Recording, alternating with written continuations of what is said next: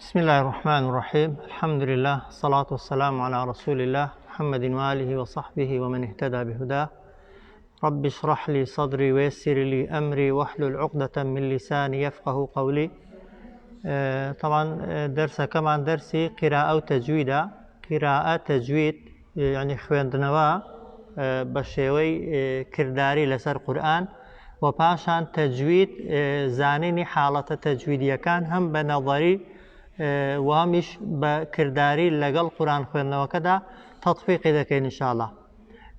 هەمومان دەزانین طبعا قورئان کەلامی خوای پەروەردیگارە و سیفەتی خوای پەروەردیگارە.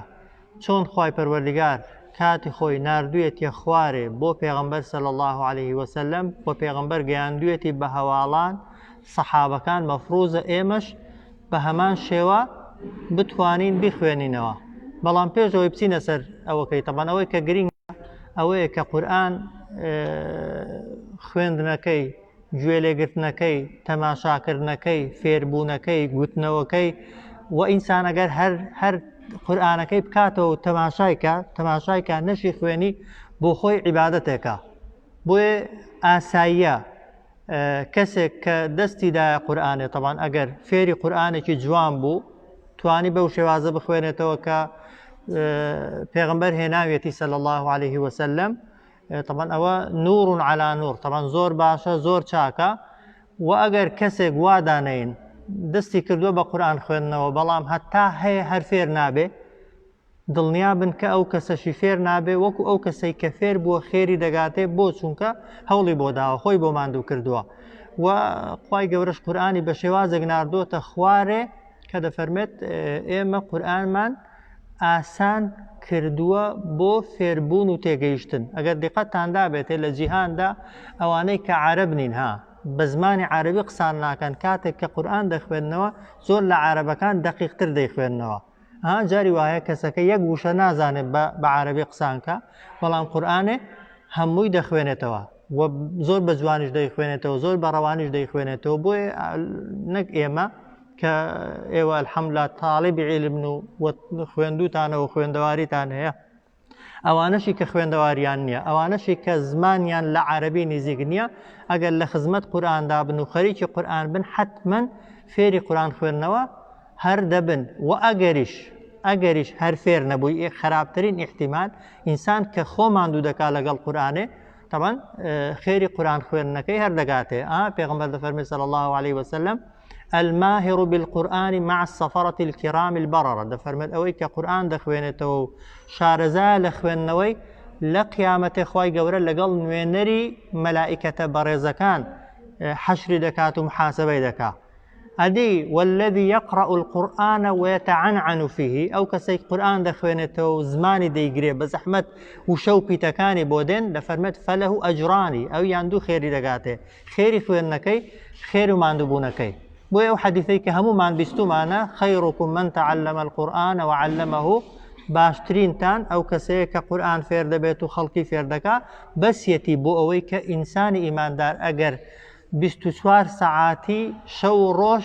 دانێ لە خزمەتی قورئاندا و خزمەتی قورئان بکە بۆی بخوێنێتەوە، گوێی لێ بگرێت، لە معناکەی تێبگات و حاڵی ببێ، ئێستا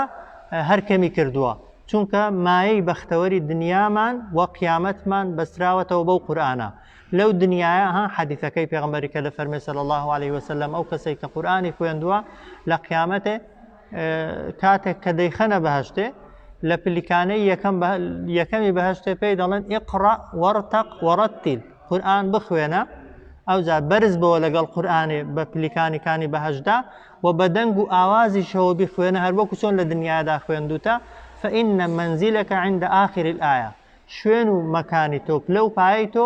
جێگای تۆ ئەو شوێنێک کە قورئانەکەت کۆتایی هاتووە. بۆیە تا زیاتر قورئانت خوێند بێ، تا زیاتر لە خزمەتی قورئاندا بوو بێ، دڵنیا بە لە بەهەشتێ پلەکەت مەرتەبەکەت بەرزترە. و ئاگاشمان لێ بێت طبعاً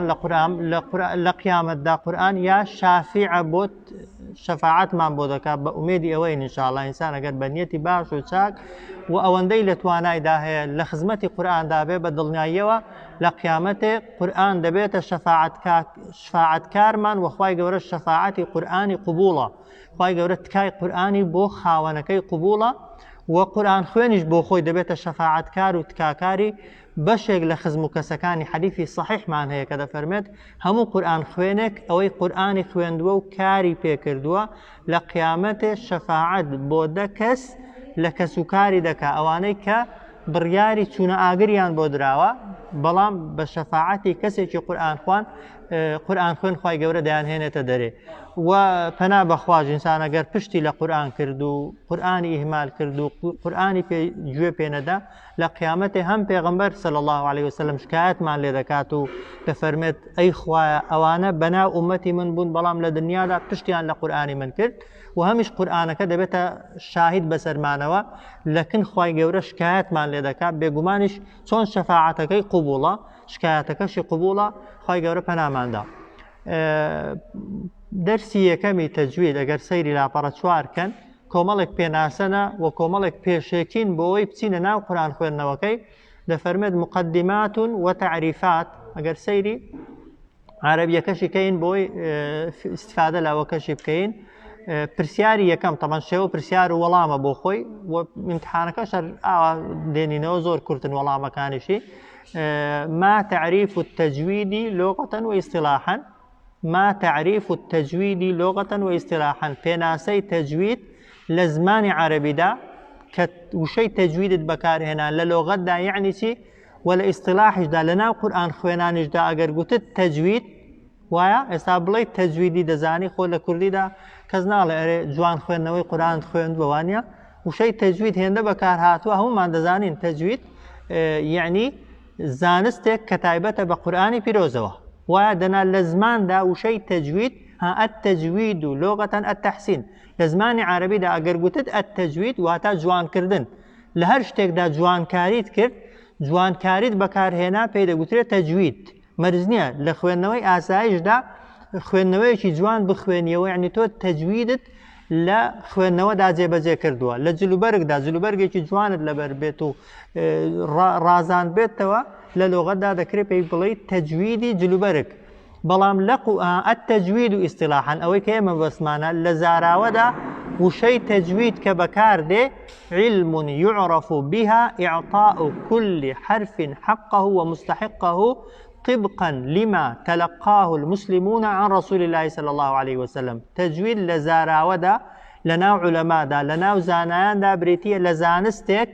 کە يعرف بها إعطاء كل حرف حقه کە بەهۆی ئەو تەجویدەوە هەموو کەسێک دەتوانێت مافی خۆی بە هەر پیتێک بدە ومستحقه و لە شوێنی خۆی پیتەکەی بەکاربێنێ طبقا يعني بو شوازي لما تلقاه المسلمون عن رسول الله صلى الله عليه وسلم بو شوازي كمسلمانان لبيغمبروا صلى الله عليه وسلم وريان قرتوا واضحة كواتا اگر پێناسەی تەجوید کەین لەلۆغەتدا يعني جوان کردنو رازاندنەوە لای ئێمە لای علەمای شەرعی یا علەمای قراءات و تەجوید کە وتت تەجوید يعني دەربڕینی پیتەکان بەو شێوازەی کە لە دەمی پیرۆزی پێغەمبەرەوە صلی الله عليه وسلم کاتی خۆی وەرگیراوە واضحە هەر پیتێک وەک خۆی دەرببڕی و هەر کەلیمەیەک وەک خۆی تەلەفوظ پێ بکەی لە زمانت بێتە دەرێ بەو شێوازەی کە کاتی خۆی سەحابە خوا لەیان ڕازی بێ لە پێغەمبەر صلی الله عليه وسلم وەریان گرتووە زۆر ئاسانە ما ثمرة العلم التجويد أي برهمي علم تجويد تيا إما بو تجويد دخوينين قازانزي تيا سودي تيا ثمرة علم التجويد ثمرة برهمي علم تجويد برهمي زانستي تجويد صون اللسان عن الخطأ في كلام الله عز وجل بريتيا لپاراستنی زمان لهلا كردن لكتابي خواهي پروردگار دا پاراستنی زمان تا هلا نكي لخوينوي كتابي خواهي پروردگار دا واضحة؟ كواتا كسي قرآني خوين دو هلايت نكر يعني تجويدي مضبوط و باشا بە ئەندازەی ئەوە کە هەڵە دەکەیت لە خوێندنەوەی قورئاندا وایە دەرەجەی زانینی عیلمی تەجویدەکە دادەبەزێت و دێتە خوارێ کەواتە قازانج و سوودی زانینی عیلمی تەجوید بۆ ئەوەیە کە کاتێک قورئان دەخوێنینەوە کەلامی خوا دەخوێنینەوە لە خوێندنەوەکەیدا هەڵە نەکەین واضحە ما فائدة علم التجويد أي برهمة أو بو دنيا بو أوي زمانمان هەڵە نەکا وایە ئەی بۆ قیامەتێ بەرهەمەکەی چییە نەتیجەکەی چییە نێتمان چیە کاتێک کە قورئان دەخوێنینەوە فائدته الفوز برضاء الله تعالى قازانجە قیامەتیەکەشی قازانجی دوا ڕۆژژی ئەوەیە بگەین بە ڕەزامەندی خوا واضحە کەی ئەو هەموو خێر و بەرەکەتانەمان دەست دەکەوێت کە پێغمبەر صلی الله عليه وسلم لە فەضلی کەسی قورئان خوێندا باسی کردوون ئەو کاتەی کە نیەتمان لە دڵەوە ڕەزامەندی خوای پەروەردگار بێ هەر نیەتێکی دیکەمان هەبێ ها لە فێربوونی قورئاندا وایە و لە خوێندنەوەی قورئاندا لە تەفسیرکردن و ماناکردنیدا لەوەی کە خەڵک فێر دەکەین و خەڵک فێرمان دەکا هەر نیەتێکی دیکەمان هەبێت لە نیەتە دنیاییەکان پاداشتە قیامەتیەکەمان لە قیس دەچێت و بە زۆریش ئینسان گومانی باشی هەبێ لە خۆتەوە هەموو کەس لە خۆیەوە دەزانێ تۆ کە دەی بە نمونە لێرە دانیشتووی دەرسی قراءات و تەجوید دەخوێنی بە نمونە دەتەوێت قورئان فێربی لێرە یا لە شوێنێکی دیکە چ شتێکی دنیای دەستکەوتووە بێگومان هیچ وایە وە لە دڵی خۆشتدا لە ڕووی دنیاییەوە کەسی قورئان خوێن ئەگەر مەحروم بوو بێ لە کۆمەڵێک شتی دنیایی دەنا هیچ بەرهەمێکی دنیایی مادی طبعا لە قورئان خوێندنەوەیدا ئینسان استیفادەی ناکا بۆیە ئومێدمان وایە و گومانمان وابێ هەرچی قورئان دەخوێنێتەوە ئینشاءڵڵا ئەو ئیستیفادەی هەر کردووە ئەو قازانجەی هەر کردووە ئامانجمان لە خوێندنەوەی قورئان ئامانجی قیامەتیمان ئامانجی دوا ڕۆژمان بریتیە لەوەی کە خوا لە خۆمان ڕازیکەین خوا لە خۆ ڕازیکردنیش بەچی دەبێت بەوەی کە نیەتەکە کە قورئان دەخوێنیەوە لە پێناوی خوای گەورەدا بێت پرسیارێکی دیکە ما هو حكم علم التجويد حكم تعلم التجويد فێربوونی تەجوید ئاشتێکی باشە خراپە زیادە واجبە سنەتە کامیانە تەماشاکەن حكم تعلم التجويد حكمی فێربوونی تەجوید دوو بەشە بازارێ لە ئەوەکەی بگەین لە فکرەکەی حاڵی ببین خەڵکێک هەیە فێری تەجوید دەبێ یعنی ئەحکامەکان فێر دەبێ نەزەریات لی بپرسی ئیظهار چیە دەڵێ ئەوەیە نونی ساکین بگا بە پیتەکانی حەلق و نونەکە و تەنوینەکە ئاشکراکەی و ئەو تەفاسیلە مینگەی بۆ نەکەی وایە نون و تەنوین ئەگەر گەیشتن بە پیتەکانی یەڕمەلوونە تێک هەڵکێشی کەین و وایە مینگەی بۆ بکەین یا مینگەی بۆ نەکەین ئەگەر لێت پرسی فلان پیتە مەخرەجەکەی کوێ بزانێ سیفاتەکەی کوێ بزانێ و بتوانێ تەطبیقیشی کە یعنی هەم دەزانێ وەڵامی پرسیارەکان بداتەوە بۆ کەسێکی دیکەی شەرحکات دەرز بە کەسێکی دیکە بڵێ و هەمیش بۆ خۆی ئەو حاڵەتانەی بە نەزەری دەیانزانێت تەطبیقیشی دەکات لە ناو قورئان خوێندنەوەیدا ئەو علمی تەجویدە زانستی علمی تەجویدە بەو تەفاسیلە بەو درێژیە فەرزی کیفایەیە یعنی لە هەر شارێک لە هەر وڵاتێک لە هەر گەڕەکێکدا مەجموعەیەک خەڵک بە تەفاسیل بە دوور و درێژی زانستی تەجوید بزانن و بتوانن تەطبیقی کەن و خەڵک فێرکەن واجبەکە لەسەر هەمووان لا دەچێ ئەگەر لە هەر شارێک گەڕەکێک کۆمەڵێک خەڵک هەبن بەشی پێداویستی هەموو خەڵکی بکەن ها بەو مەرجەی بەڵام ئێمە ئێستا لەوانەیە نەگەیشتبینە و قۆناغەش بەڕاستی وایە خۆ قورئان هەر بۆ ئەو 15 کەسانە نیە کە لێرە دانیشتوون وایە بە نمونە ئێمە دانیشتووی شارێ ڕانیەین وانە چەند کەسی تێدایە تەمەن مەفروزە هەمووی قورئان فێر ببێ بەشی هەر هەموویان مامۆستامان هەبێ مامۆستا ئەگەر هەر کاتێک بە نمونە لەو ڕانیەیدا کەس پەچی نەکەوت لەسەر مامۆستای فێرکردنی قورئان و تەجوید ئەو کاتە بەو مەجموعەکەمەی کە بوونەتە مامۆستا واجبەکە لەسەر هەموو خەڵکی لا چووە بۆیە زانستی علمی تەجوید بەو تەفاسیل و دوور و درێژیەی فەرزی کیفایەیە واضحە بەڵام تەطبیقکردنی تەجوید لە کاتی خوێندنەوەدا هەیە تەجوید تەطبیق دەکا بەڵام ناوەکان نازانێ وایە سا قورئانی بخوێنێتەوە مەسەلەن دەڵێ قل ئەعوذ برب الناس مەلیک الناس هەموو شتێکی تەطبیق دەکا بەڵام لێی بپرسی ناوی هیچیان نازانێ ئەوەیان فەرزی عینە. فەرزی عینە یعنی هەر کەسێک مسلمان بێت و قورئان خوێن بێت بە ئەندازەی ئەوەی کە دەتوانێت، بە ئەندازەی ئەوەی کە لە قودرەتی خۆیدایە دەبێ فێری ببێ. وازحە؟ ئەگەر سەیری کتێبەکەی کەن کەواتە وەڵامی ئەو پرسیارەی چۆنە؟ ئەگەر لێت بپرسن زانستی علمی تەجوید فێربوونەکەی واجبە یا سونەتە؟ دەبێت تەفاسیلی دەینێ، دەبێت بە درێژی جوابی دەینەوە. دەڵێن خاڵی ئەلیف علم التجويد النظري أي معرفة قواعده وأحكامه نظريا فهذا حكمه فرض كفاية على الأمة الإسلامية. فێربوونی زانستی تەجوید بە شێوەیەکی نەظەری واتە زانینی قاعیدەکان و ئەحکامەکان لەسەر کتێبەکان و بە شێوەیەکی ڕۆتێنی فهذا حكم فرض على الأمة الإسلامية أو فرض كفاية لسر أمة إسلامي. فرض كفاية يعني سي يعني أجر لشارك دا لولاتك دا لجندك دا مجموعك خلق هموي زاني واجبك لسر أو كان كش دارسي وكو نوێژی مردو ناشنی وایە ئەگەر کەسێک بمرێ لێرە کەس نەینێژێ چێ گوناهبار دەبێ؟ کەس یەکێک بمرێ لە ڕانی کەس نەبێ بیشوە کەسیش نەینێژێ مەیتەکەی فڕە بدرێ گوناهەکەی بۆ کێیە؟ بۆ هەموویەتی. بەس یەک کەس بچێ ئەگەر بتوانێ یەک کەس بەتەنێ بتوانێ بچێ بتوانێ بەو مەرجەی بیشوا و بشینێژێ واجبەکە یەک کەس کردوێتی بەڵام لە جیاتی هەمووان کردوێتی واجبەکە لەسەر هەمووان لادەچێت. وازحە؟ بەڵام ئێستا نوێژ بە یەک کەسی دەکرێت، نوێژی مردووی بە یەک کەسی دەکرێت، یەک کەس نوێژەکەی لەسەر بکە بەس ناشتن جاری وایە بە یەک کەسی ناکرێت وایە بە یەک کەس بەتەنێ ئەگەر بەدەستی بچێ لێیدا و قەبری لێدا و بیشارێتەوە و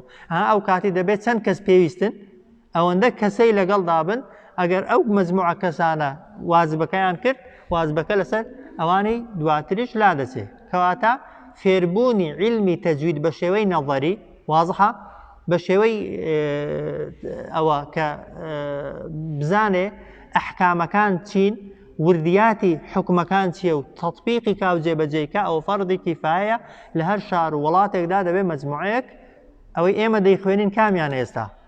ئەو فەرزە عینەیە و دەبێت بۆ ئەوەژی شێ بکەن هەر هەمووتان نەک بۆی بەس بۆ خۆت فێربی واجبەکە لەسەر لاچێ. حاڵین؟ ئێوە هەر ئامان زمان هەر بەڕاستی پەیمانگا یعنی پێگەیاندن وایە پێگەیاندنی کەسێک بتوانێت خزمەتی ئەو زانستانە بکاتەوە وایە دەرسی تەجویدت خوێندووە بتوانی بیڵێەوە مەسەلەن دەرسی فیقه دەخوێنی بتوانی بیگەێنیەوە دەرسی ئەوەکانی کە مەسەڵەن عەقیدە دەخوێنی بتوانی بیگەێنیەوە. ئێمە دەبێ بەو ڕوحەیەوە دانیشین بۆی خێرمان زۆرتر گاتێ خێری خۆشت دەگاتێ خێری ئەو کەسانەشت دەگاتێ کە تۆ فێریان دەکەی. وازحە؟ بۆیە ئێمە محاولە دەکەین هەردوو بەشەکەی و فەرزە کیفاییەکەی ئەوەی کە لە جیاتی خەڵکیش دەیکەین واجبی خەڵکیش لا دەبین ئەوەشیان جێبەجێکەین ئینشاءڵڵا. بەشی دووەمی التەجوید العەمەلی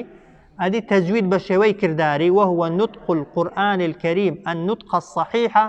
كما نطقه رسول الله صلى الله عليه وسلم فهذا حكمه فرض عين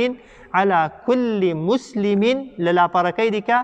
بقدر ما يستطيع. ئەوە تاناگالێ بێ طبعا دەفەرمێت زانستی تەجوید بە شێوەی کرداری بریتە لە خوێندنەوەی قورئانی پیرۆز بە شێوەیەکی دروست وەکو چۆن پێغەمبەر صلی الله عليه وسلم خوێندوویەتیەوە. وازحە؟ خوێندنەوەی قورئان دەربڕینی وشە و پیتەکان بەو شێوازەی کە پێغەمبەر صلی الله عليه وسلم خوێندوویەتیەوە و دەری بڕیوە ئەوەیان فەرزی عینە لەسەر هەر کەسێکی مسلمان بەڵام بقدری ما يستطيع بەقەدەر ئەوەی دەتوانێ. وایە بنمونە ئەگەر یەکە هەر محاولەی کرد و هەر هەوڵیدا فێری ئەوەی نەبوو عین و حائلێک زیاکاتەوە دەکرێت بڵێ هەر تاوانبارە. بنمونە هەیە هەتا تەمەنی هەیە فێری ڵادی نەبوو بنمونە کە بە زەحمەتە وایە یان هەیە زمانی لەوانەیە خەلەلێکی تێدا بێت فێ و ثای تێکەڵکە لە دەسەڵاتی خۆیدا نەبێ. وازحە؟ بۆیە دەربڕینی قورئان بەو شێوازەی کە بۆ پێغەمبەر هاتۆتە خوارێ صلی الله عليه وسلم فەرزی عین نییە فەرزی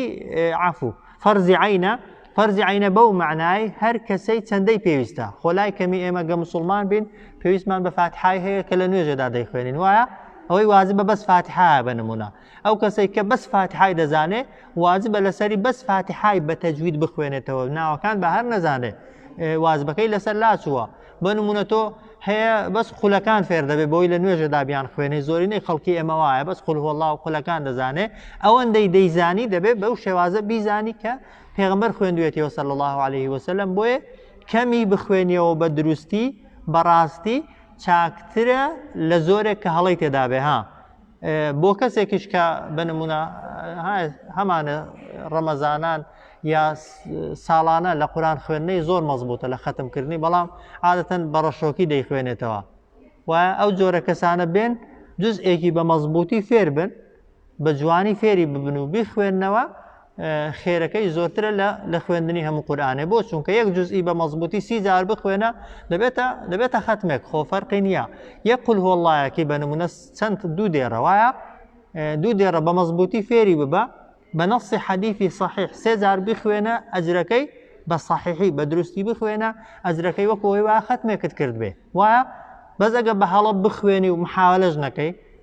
بە هەڵە بخوێنی و گوێژ لە کەس نەگری یان کەس گوێت بۆ نەگری یا تا هەی هەر بە هەڵە لەگەڵی بڕۆی بێگومان لە هەڵەکردنێک کە ئینسان کەمتر خەم بێت تێیدا گوناهبار دەبێت بە فاتحاشەوە طبعاً فاتحە ئەگەر ئینسان هەڵی تێدا بێت هەڵی گەورە هەڵی زەق هەڵەیەک کە معنای بگۆڕێ ئەگەر کەمتر خەم بی تێیدا نوێژەکەش بەرناکەوێت بەڵام کەسێک وەک دەڵێ محاولەش دەکات و هەوڵش دەدا هەر فێر نابێت و هەر هەڵی هەیە بێگومان ئەوە خوای گەورە بەقەدەر توانای خۆی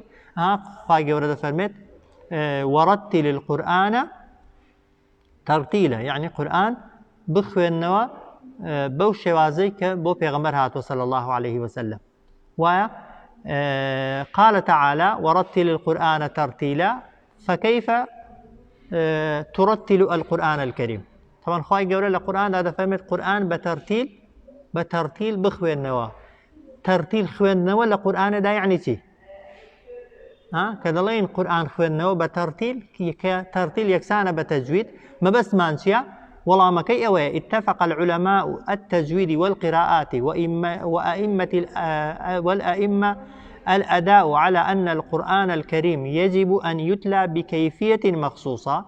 همو زانان يقدنقن لسر أوي علماء تجويد وقراءة پێشەوایانی ئومەت یەکدەنگن لەسەر ئەوەی کە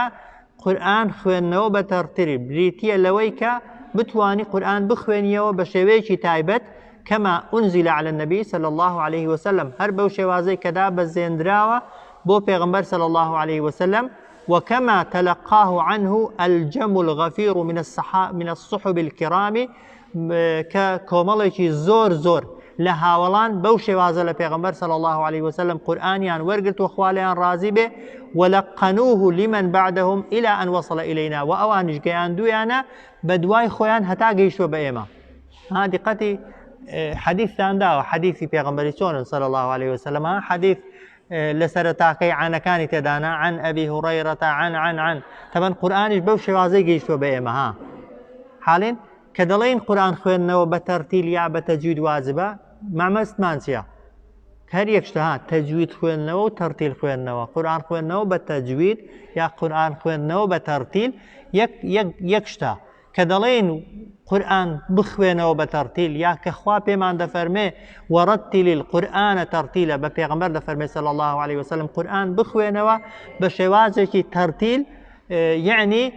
چۆن جیبریل سەلامی خوای لەسەر بێ قورئانی لە خوا وەرگرتووە واضحە و گەیاندوویەتی بە پێغەمبەر صلی الله عليه وسلم پێغەمبەر گەیاندوویەتی بە سەحابەکانیش گەیاندویانە بە تابعینەکان ئەوانیش بە دوای خۆیان هەتا گەیشتووە بە ئێمە بۆیە ئەوانەی ئێستا ئیجازەی قیرائاتیان هەیە ئیجازەی قیرائاتیان هەیە هەر هەموو مامۆستاکانیان دیارن ئەوە مامۆستاکەی وی چێیە ئەوەی وی هەتا دەگاتەوە پێغەمبەری صلی الله عليه وسلم لەویش بۆ جیبریل لەویش بۆ خوای گەورە بۆیە کە دەڵێن فلان کەس قورئانی خوێندووە بە تەجوید یا بە تەرتیل یا ئیجازەی قیرائاتی هەیە ئەگەر بەڕاستی ئیجازەکەی حەقی خۆی بێت و لە شوێنی خۆی بێ یعنی توانیویەتی کەلامی خوای گەورە بەو شێوازە وەرگرێ کە پێغەمبەر وەرگرتووە صلی الله عليه وسلم کە مەرتەبەیەکی زۆر گەورەیە پلەیەکی زۆر بەرزە ئینسان بگاتە ئاستێک بتوانێت کەلامی خوای گەورە بەو شێوازە وەرگێت بەو شێوازە دەرببڕێ کە پێغەمبەر صلی الله عليه وسلم بۆ سەحابەکان دەری بڕێوە سەحابەکان بۆ دوای خۆیان ئەوانیش بۆ دوای خۆیان هەتا گەیشتووە بە ئێمە بەو شێوازە واضحة وهذه الكيفية هي أو شێوازە ئەو هەر پێشەکیە طبعا جارە نەگەیشتونە تەجوید و کەلیماتی جوان خوێندنەوەی وشەکان تەجوید پێک هاتووە لەوانە کەلیمەکان جوان دەرببڕێن هەستا قل کەلیمەیە وایە قل هو كلمة الله كلمة أحد جارك كلمة قد رازبا أو يك وتقويم مخارجه وحروفه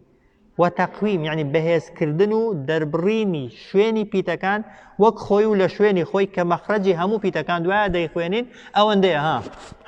همو مخرجي همو بيتكان بني قرقة تا دقات الليوي أو انت بس رقد مشاوة بوية تاكترين شوازي تجويد بریتە لە زانستی ڕوبەڕۆ ئەو مامۆستای فێرت دەکات چاوت لێی بێ و کاتێک تۆ نمونونەکانی بۆ دەڵی چاوی لە دەمت بێ بۆی پیتەکان لە ناو دەمتدا ببینێ بزانێ لە شوێ دەریان دەبڕی و چۆن دەریان دەبڕی پاشان وە تەحسین و ئەدائیهی جوان کەلیمەکان بەیەکەوە بەستێەوە ئێستا بڵێ قل هو الله ئەحد ئەو کەلیمەکە ڕاستن واضحە مەخرەجەکەشیان لەوانەیە ڕاست بێ بەس ئەدایان غەڵەتە ئەدایان غەڵەتە ئەدایەکەی ئەوەی بڵێ قل هو الله ئەحد بەیەکەوە بیان بەستێەوە بۆیە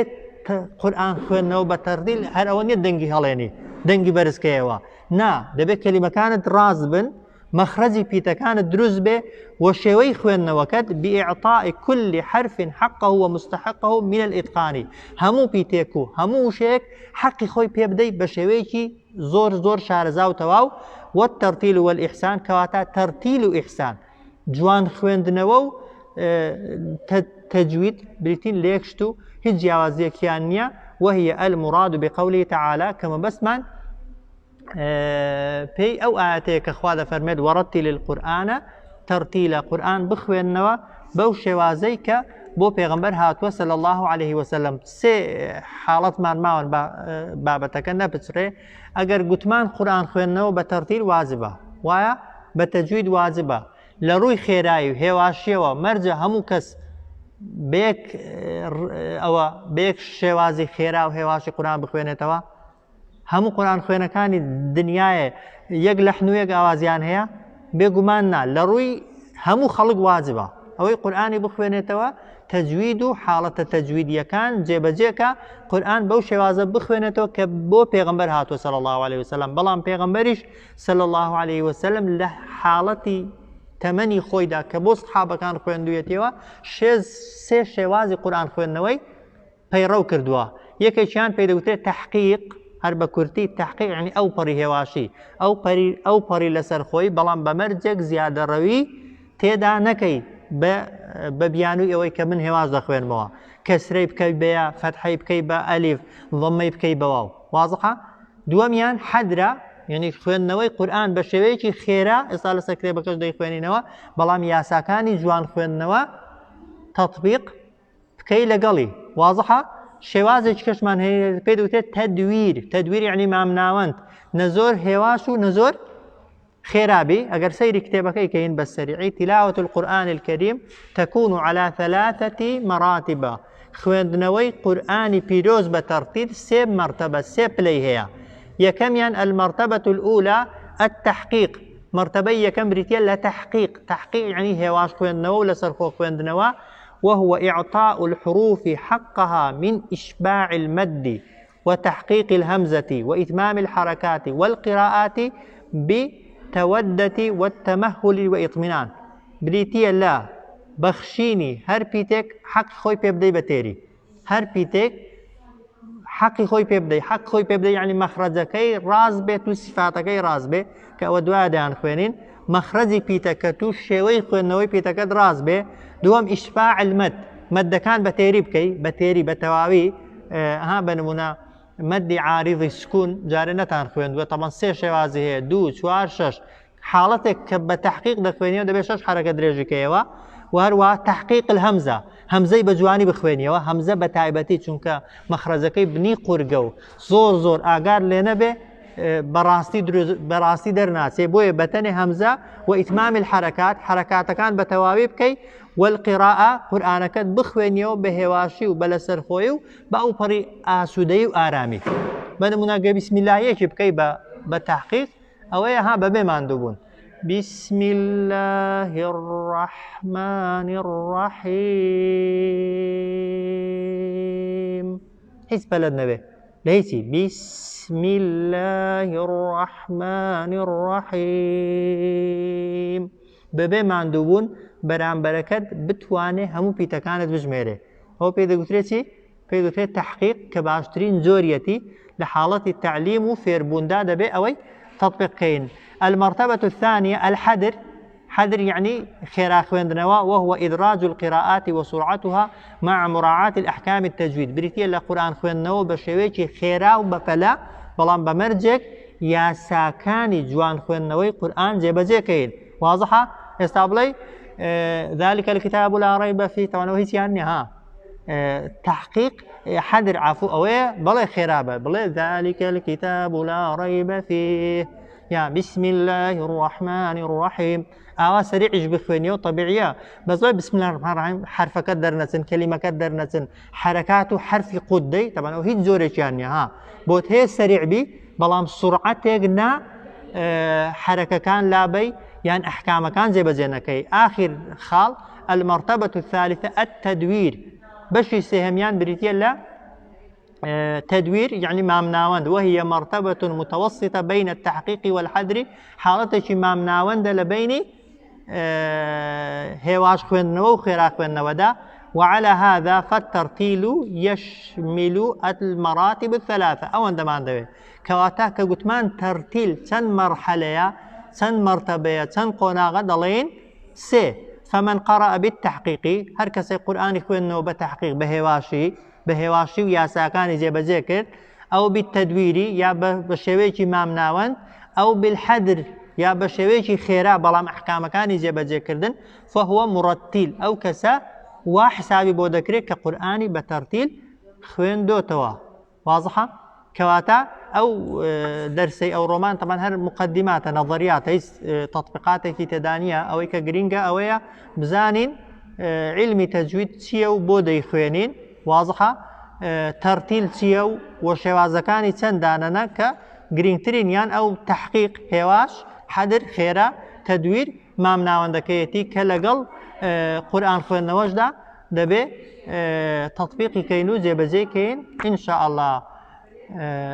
أو إلى ذا صلى الله على سيدنا محمد وعلى آله وصحبه أجمعين.